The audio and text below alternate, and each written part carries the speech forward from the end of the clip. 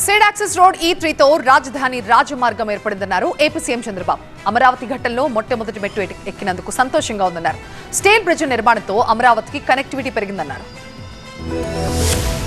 ఆంధ్రప్రదేశ్ ముఖ్యమంత్రి చంద్రబాబు చాలా సంతోషంగా ఉన్నారు. రాజధాని అమరావతిని కలిపే ప్రధాన రహదారి సీడ్ యాక్సెస్ రోడ్ E3ని ప్రారంభించిన ఆయన తన హ్యాపీనెస్ ను అమరావతికి భూములిచ్చిన రైతులతో పంచుకున్నారు. ఇప్పటి వరకు మెట్లు కడుతూ వచ్చామన్నారు. సీడ్ యాక్సెస్ రోడ్డు ద్వారా రాష్ట్ర అభివృద్ధిలో మొదటి మెట్టు ఎక్కామన్నారు చంద్రబాబు.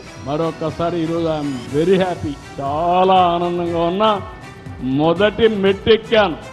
ఇంతవరకు మెట్లే కడుతున్నాం. అలాంటిది ఈరోజు మొదటి మెట్టు ఎక్కాం. ఇక్కడి నుంచి ఇంక రాబోయే రోజుల్లో ఒక్కొక్క మెట్టే ఎక్కుతూ చివరి మెట్టు వరకు ప్రయత్నం చేస్తూనే ఉండాలని కోరుకుంటూ ఈ కార్యక్రమంలో భాగస్వాములైన మిమ్మల్ని అందరినీ, ప్రత్యేకంగా రైతులందరినీ మనస్ఫూర్తిగా అభినందిస్తూ అందరికీ ధన్యవాదాలు. ఆంధ్రుల రాజధాని అమరావతి అన్నారు చంద్రబాబు.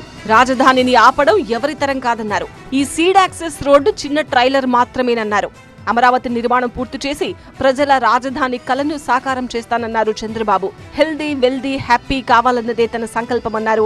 అమరావతి నిర్మాణం చేసి చరిత్ర సృష్టిస్తున్నందుకు గర్వంగా ఉందన్నారు చంద్రబాబు. అమరావతిని గ్రాఫిక్స్ అని ఎగతాళి చేసిన వాళ్లంతా ఇప్పుడొచ్చి అమరావతిని చూడాలన్నారు చంద్రబాబు. 25 పార్లమెంటుకు సెంటర్ పార్లమెంటు గుంటూరు. రాష్ట్రానికి నడిబొడ్డున రాజధాని అదే గుంటూరు జిల్లాలో అమరావతి.